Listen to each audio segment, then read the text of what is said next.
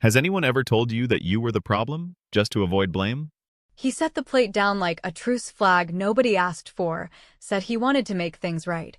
And I remember thinking that a single slice of cake after years of picking my brother as the family favorite felt about as sincere as a voicemail apology sent while the caller is already walking into a party. So I smiled the way daughters smile when they have learned to carry their own weight without asking for applause, picked up the fork, and then turned and handed the plate to Ethan, the golden child with the shiny car and the soft landings, and I watched him grin at Dad like we had all agreed to pretend the last week never happened, which would have been funny if it were not so predictable. I need you to hear this the way it actually felt, not the way it gets retold when people are trying to be diplomatic, because the truth is simple and ugly and not poetic at all. My father skipped my graduation, not because of a crisis, not because of any real emergency, but because he wanted a day that felt easy, and golfing with his friends felt easier than sitting in a stadium pretending that the daughter who never asked him for much deserved a clap and a photo, and then he showed up days later with bakery piece like the problem lived in a cardboard box and could be cut into equal slices, and he thought the gesture would land, because it always lands for him, because Ethan lets it land and calls it love. I did not raise my voice, and I did not throw the plate, and I did not stage some movie scene meltdown, because I am past the part of my life where I perform pain to make other people notice it. Instead, I slid the plate to my brother. Said he should have it since Dad knows how to celebrate him, and Ethan laughed in that light way of his that says he believes everything will be fine as long as he plays dumb and stays charming, and he took one bite, and then another, and then a third, and within seconds he started coughing in a way that turned the room tight, and people jumped up, and Dad shouted for water like he was auditioning for the role of concerned parent, and I sat there and folded my napkin into a clean little square. Not because I am cold or cruel, but because I was done making my feelings convenient for men who only notice me when my silence turns into a mirror. You want to know if I did something to the cake, and I am not going to dance around it, because this is not an artsy mystery. This is a real-life conversation. I did not touch the cake, I did not add anything to it, and I did not plan the choking. But I didn't know that something would go down the next time Dad tried to put a bandage over a bullet hole, and I had accepted that whatever that something looked like would be the signal for me to stop playing defense and start running my own game. Because you can only get told to be the bigger person for so long before you realize that the bigger person sometimes needs to be the smarter one too.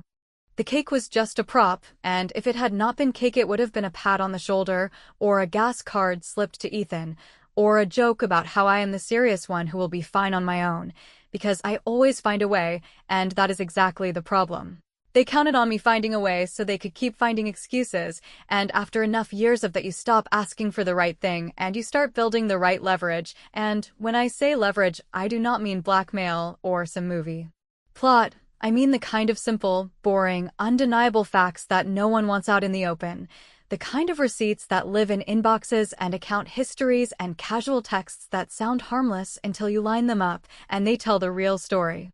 While Dad was waving his hands and Ethan was wheezing and my aunt was asking where the nearest urgent care was, I kept my voice level and said we should probably call an ambulance to be safe, because I am not heartless and I am not trying to watch anyone suffer.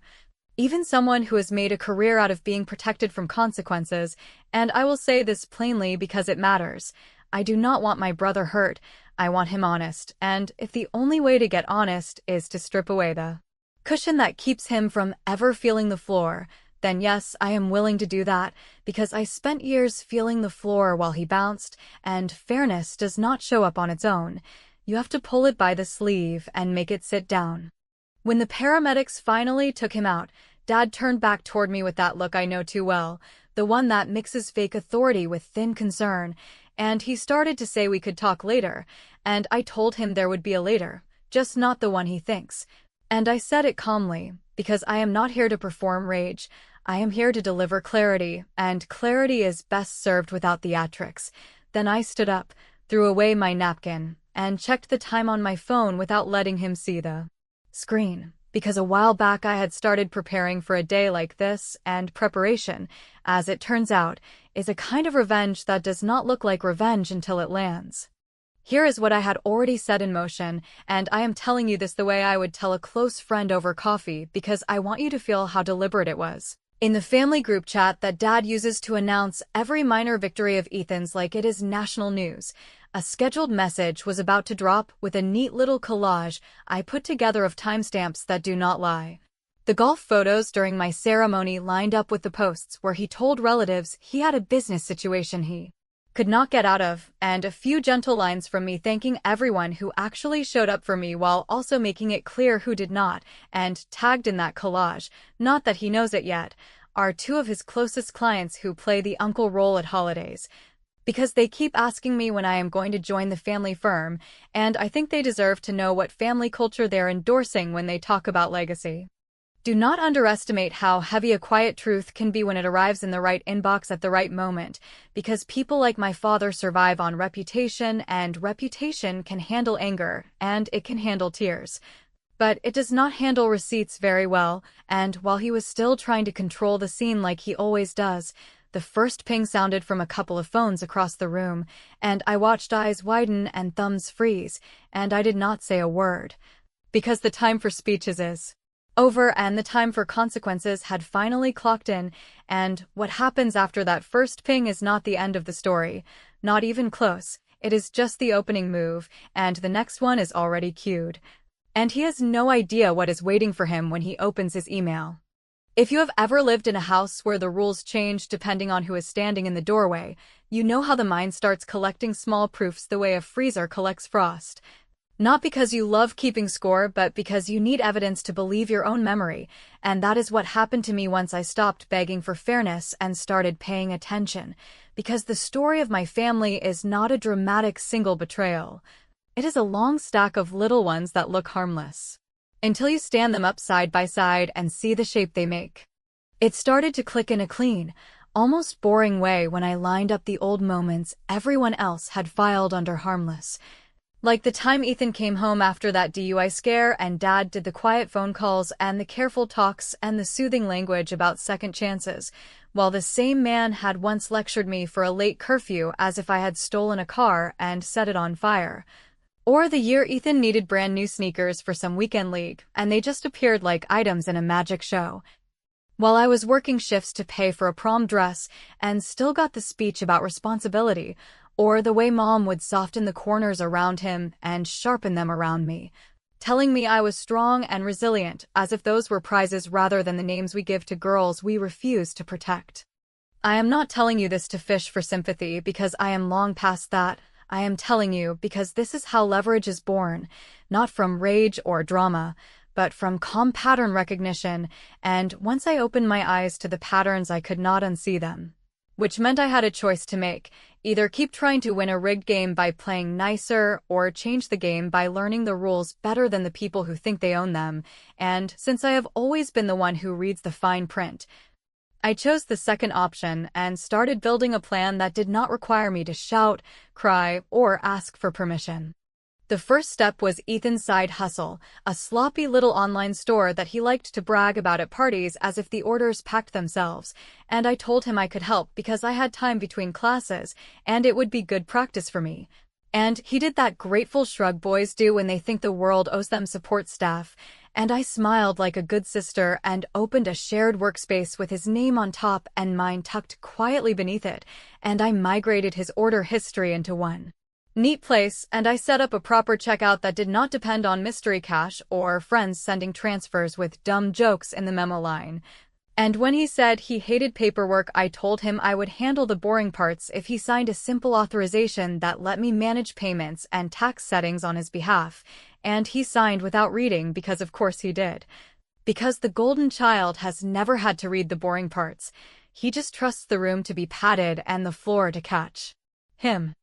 I want you to understand how ordinary all of this looked, because that is the whole point. There were no spy gadgets, no dramatic meetings, no threats, just a big sister organizing and a little brother grateful that his life kept running smoothly.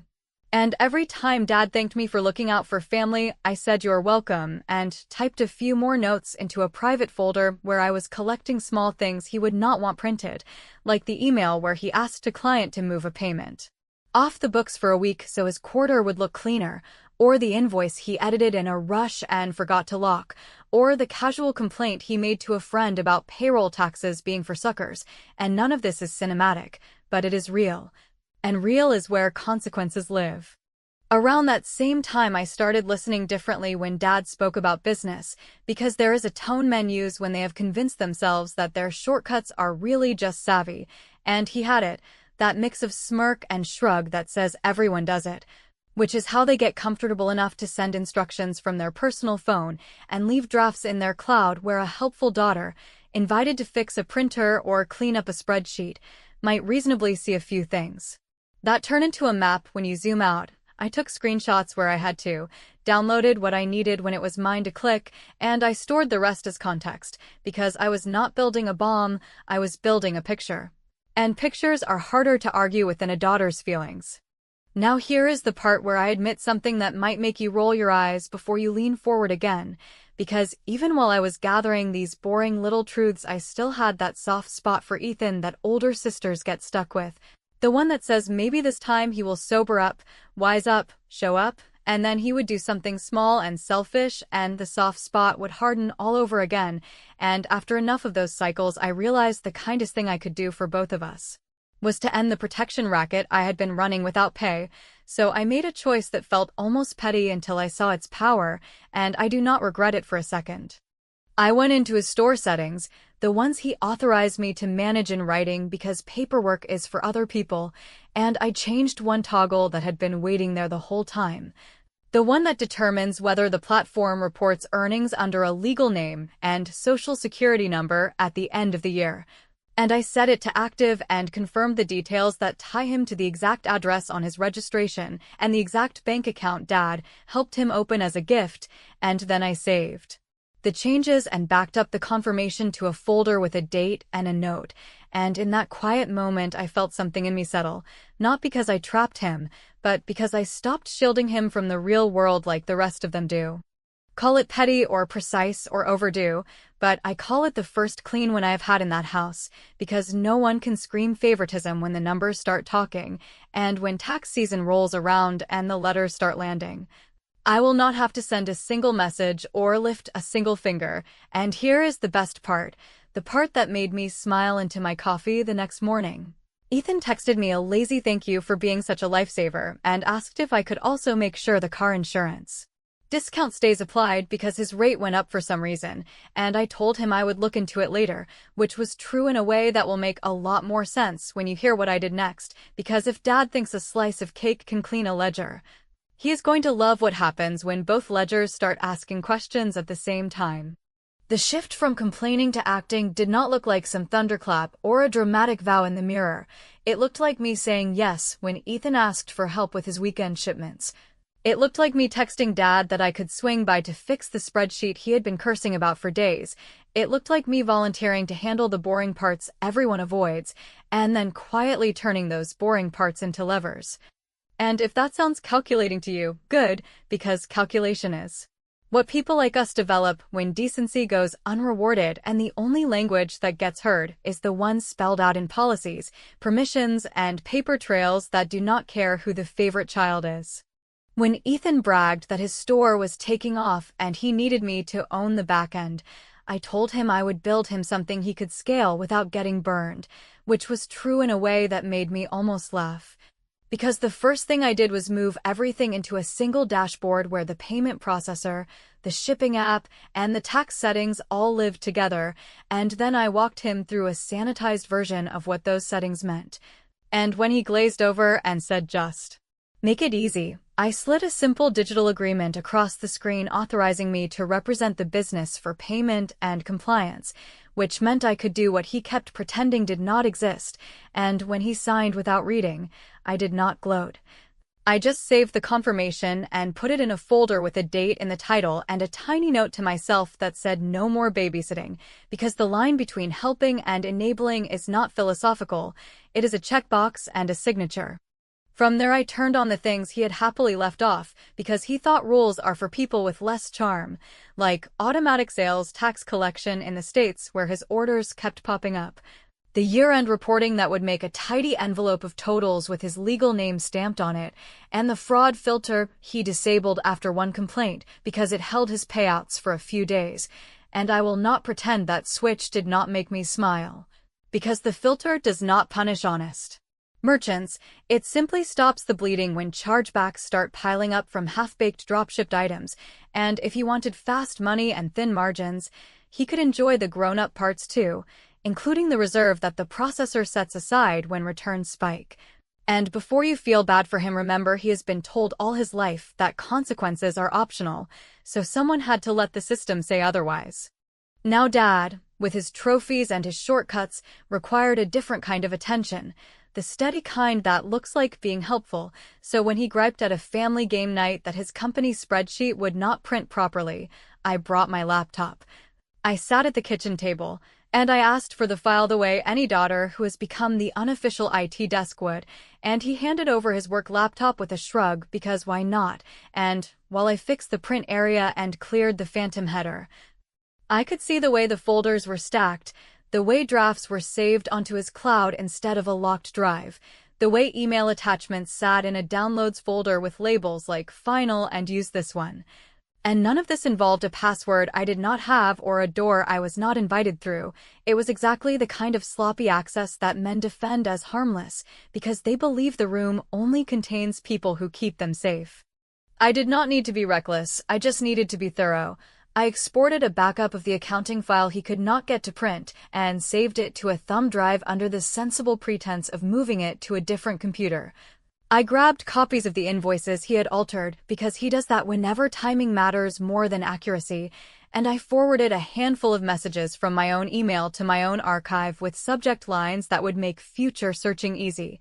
Not because I wanted to play hacker, but because I wanted to build a timeline that did not depend on my memory or his stories, and then I put the laptop back on the counter and we kept playing cards, and he kept teasing Ethan about folding too early. And I let them both bask because there is nothing more useful than men who think you are harmless. The next piece was what I call the invisible calendar, and I am telling you this because it is the part that turned the plan from ideas into pressure. I scheduled a series of emails that would release when certain tasks completed, not to strangers, not to tabloids, but to people whose opinions Dad actually cares about, the kind who say legacy at holiday dinners and call him an asset to the community, which always makes me want to spill my drink, so I picked the dates that mattered to him. Quarterly close, the board breakfast, the little charity roundtable he uses as a brag, and I wrote messages that were not hysterical or vindictive. They were clean and boring with attachments that spoke for themselves. Payment instructions from his personal phone, a spreadsheet note about moving a liability into the next period for optics, an invoice approved without services delivered, and a few lines for me at the top that simply asked for clarification because I was trying to understand how we defined integrity around here, and I loaded those messages into drafts and tied them to a send time that could be moved forward with a single tap if I needed it, which is another way of saying I set the timer and took my hands off the bomb.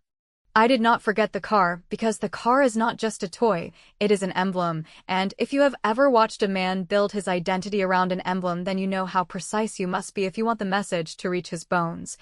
So I called the insurance company's anonymous tip line and asked a technical question about a policy that listed a primary driver who does not live at the stated address and a secondary driver with a documented DUI history that was not disclosed on the application. And when the representative used very careful language about underwriting reviews and potential policy rescission, I thanked her and hung up, and then used the portal on Ethan's account, the one he gave me access to because I take care of boring stuff, to remove the good student discount he should never have qualified for and to update the garaging address to the truth. And I know someone will say that is petty, but I call it forcing reality to catch up, and I slept like a baby that night. By then the folder in my cloud had a life of its own. It had subfolders labeled with months and neutral names and enough context around every file that no one could claim I had cherry-picked, and when I looked at it I felt, for the first time in years, that I was not at the mercy of the next slice or the next slice of cake. I was driving, calmly, without spectacle, and that is what made the plan feel strong rather than messy, because nothing in it relied on Dad changing or Ethan waking up. It relied on systems doing what systems do when truth is documented and delivered to the right doorstep. If you are wondering whether I hesitated, I did, once, in a quiet kitchen with the glow of my screen and a photo of me in a cap saved by a friend because the people who should have taken it were busy elsewhere. And I held that hesitation up to the light and asked if the future version of me would thank me for waiting, and she did not answer, which was answer enough, so I pressed confirm on the report settings in Ethan's store. I moved Dad's draft emails into the formal folder where they would be easier to find if anyone besides me went looking, and I set a little rule in my own inbox that would forward the entire timeline to my aunt if I lost access to any account for any reason. Because the only way this kind of family ever listens is when the truth shows up with a file name and a header, not with a daughter's tears. The last thing I did before the week of graduation was simple and almost funny in its smallness. I created a new contact group labeled with nothing dramatic, and I added 2 of Dad's oldest clients. The banker who loves to call me kiddo and the contractor who brags that he started with nothing, and I tucked the group into the recipients of a message that had no subject yet, just an empty line waiting for a moment that felt right.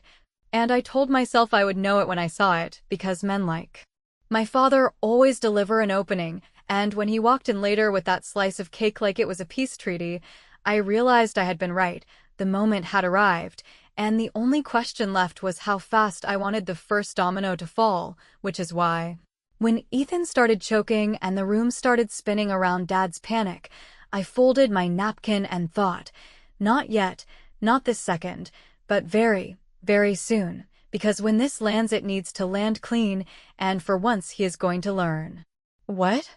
It feels like when the room does not bend to catch him. The moment itself was ugly in the most ordinary way, because nothing cinematic happened except that Ethan shoveled in the first forkful like a kid who never had to share, then the second, because he always doubles down on whatever gets him a laugh. And then the third because he was performing for Dad, and somewhere between the swallow and the grin the air turned thin for him. His face shifted from cocky to confused, and his chest did that startled heave people do when their throat decides to argue, and chairs scraped, and someone yelled for water like water is a cure for everything, and I stayed in my seat and folded my napkin and said call an ambulance, not because I am cold, but because I am practical. Which is something this family has only ever liked when it worked in their favor. You need to hear me say again that I did not touch that cake, not a sprinkle, not a crumb, and I did not plan for him to choke. If anything, I had already planned for something else entirely. Which was the moment Dad would try to paper over the last insult with some small gesture that puts me back in my place, and I would use his timing to pull the cord I had been weaving for months. So when the room spun around Ethan and Dad started barking orders and demanding answers from thin air, I did not correct anyone, I did not defend myself, and I did not help him restore the stage he loves to control, because for once, I was not going to save his face while he forgot mine. What I did do, while somebody ran for a glass and someone else said they remembered Ethan gets scratchy with nuts even though he always insists he is fine, was pull out my phone and open the drafts I had prepared. The ones that look like polite requests for guidance, but carry attachments that do not care about tone, and I moved the send time up from later tonight to 5 minutes from now, because chaos has a way of creating privacy even in a crowded room. And I wanted those messages landing while Dad was still occupied with being loud, not because I wanted him distracted, but because I wanted the truth to arrive without him pre-spinning it, the way he always does when he senses a threat.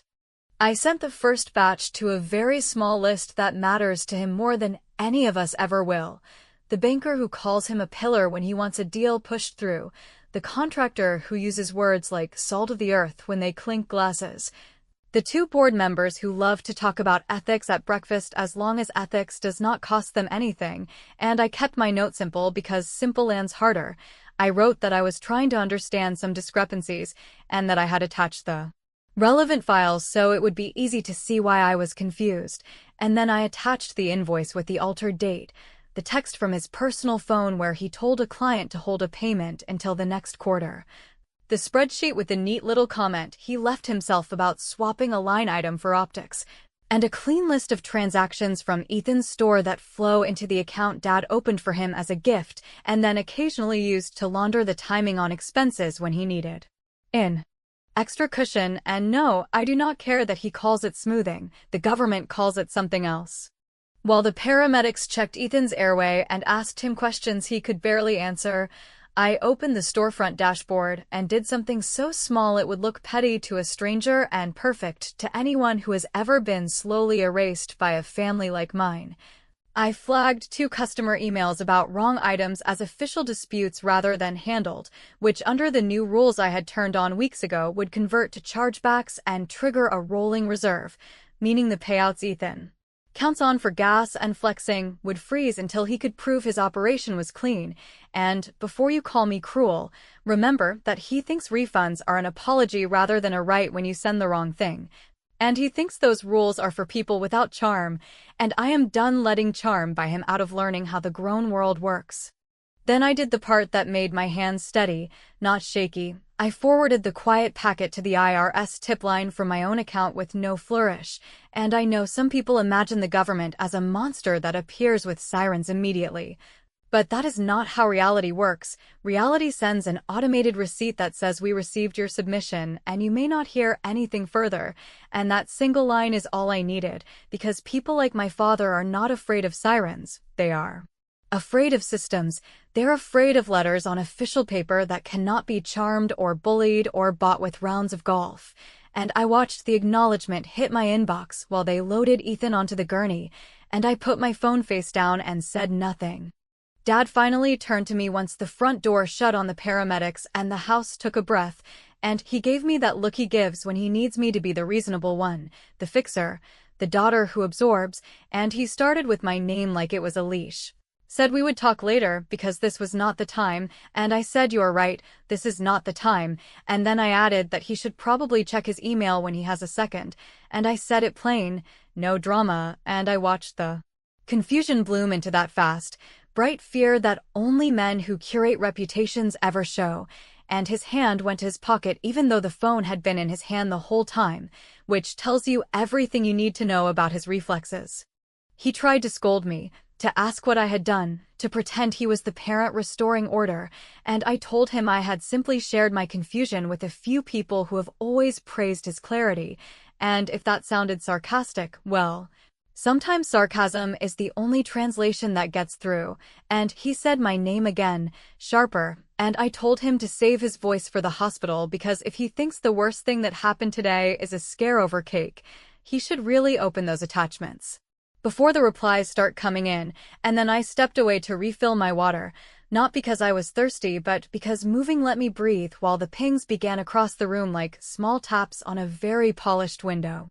The first reply came from the banker, short and formal, asking for a call as soon as possible, which is banker language for I have to cover myself now. The second was a red receipt from the board address, because one of them keeps that setting on. And the third was the automated acknowledgement from the tip line landing a second time, because I had also sent the packet from an alias I keep for school matters, and I do not feel guilty about redundancy when I have spent years being told one day I would understand why things were done the way they were done, and today is that day, and if anyone is going to learn something it is not going to be me. If you are waiting for me to say I felt a pang and almost pulled everything back, I will save you the suspense. I did not because I am heartless, but because I have finally accepted that mercy without truth is just more silence. And I have given enough of that for one lifetime, so I let the messages walk themselves into the rooms where he keeps his halo polished, and I let Ethan's payouts freeze exactly the way they do for thousands of people who are not protected by last names and favors. And I stood there with my emptied glass and my folded napkin, and I listened to my father's phone come alive with the consequences he has borrowed against for years, and I thought, good, now we are all breathing the same kind of air. The ambulance siren faded down the block, his phone kept vibrating, and my pocket buzzed with a single text from an unknown number that said received, thank you, which could have been automated or human, but did not matter either way. Because the only thing that mattered was that the next move was now out of his hands, and the next time he told a room he stands for integrity, the room would have something to say back, and yes, I saw the look he shot me like I had set the house on fire, but he is. Wrong about the cause, because I did not light anything, I simply opened the windows and let the smoke show. When I say the email, I do not mean a single message with a dramatic subject line and a smoking gun attachment. I mean the slow arrival of reality into a man's curated life. I mean the banker asking for an urgent conversation and CCNG someone from compliance without his usual friendly sign-off. I mean the board member forwarding my note to the committee with a stiff request to add ethics review to the agenda. I mean the contractor who likes to call my father an anchor of the community replying with a chilly thanks for the heads up, and most of all I mean the part where my father finally opened one of the attachments and realized that for once I was not telling him how I felt, I was showing him what he had done. And the room shifted because men like him can spar with feelings, but they cannot outtalk a timestamp. He stood there reading in silence in a way I have rarely seen, not because he lacks words, but because he has always had enough audience to keep them flowing, and when those words stalled he tried the move he always uses. The one where he says he will take care of it and I should not worry my head, and I said you should worry yours, and I did not say it to be cruel. I said it because the truth finally had more gravity than the family script. And when his phone rang again and the name on the screen belonged to a man who has shaken his hand at fundraisers for years, he did not answer, which told me he was finally starting to understand that the stage was not his tonight and the lighting was no longer flattering. I do not know whether it was the noise of the house or the fact that the paramedics had just left with Ethan or the way my messages had been worded without heat, but something about the combination took the performance out of him. And he moved into the other room to make calls that would not work, and I took that quiet moment to push the last pieces into place, not with spite but with precision, because this was never about watching him squirm. It was about ending the era where I got told to be the bigger person while everyone else stayed small. So I opened the shared drive my aunt never realizes she has access to and dropped a folder labeled simply background, and inside it I placed the clean timeline with the same attachments I had sent. And I set the permissions to view for anyone with the link, not to blast it everywhere but to make sure the truth could not be yanked back into a drawer. Then I finally did something for myself, something simple that did not carry an ounce of malice. I drafted a short message to the scholarship coordinator who has been asking me to speak to the juniors at my old high school about persistence. And I accepted for the fall and attached my graduation photo taken by a friend who actually showed up, and I wrote one line that said I will bring my own ride, which looked like a small joke until you know that for years my father has sold a version of our family at that event, and this year the story will be told by someone who paid attention. You might want to know what happened to Ethan, because even when he is the problem people want to make sure I still care, and I do, I always will, but caring does not require me to wrap him in bubble wrap anymore. So I texted the group asking for updates and got a curt message from Mom that he was fine and being observed. And I answered with relief because I am not a monster, and then added that he should keep an eye on his account because some payouts might be delayed due to customer disputes. Which sounds petty until you remember that customers are people too, and the first time he has to reply to one like they matter, he might learn more about adulthood than a dozen lectures ever taught him. By the time I finished that message, my father returned from his burst of calls with a face I recognized only from the rare days when reality caught up to him. He asked me what my endgame was like he was negotiating a settlement. And I told him there was no endgame, there was only an end to pretending, and he said he could fix it, and I told him there is nothing to fix because the truth is not broken, and that is when he tried the last refuge of a man who has lost control. He blamed me for disloyalty, and I said loyalty without honesty is just silence in a nicer outfit, and I have been silent long enough, and when he reached for the authority that used to work on me I did not flinch.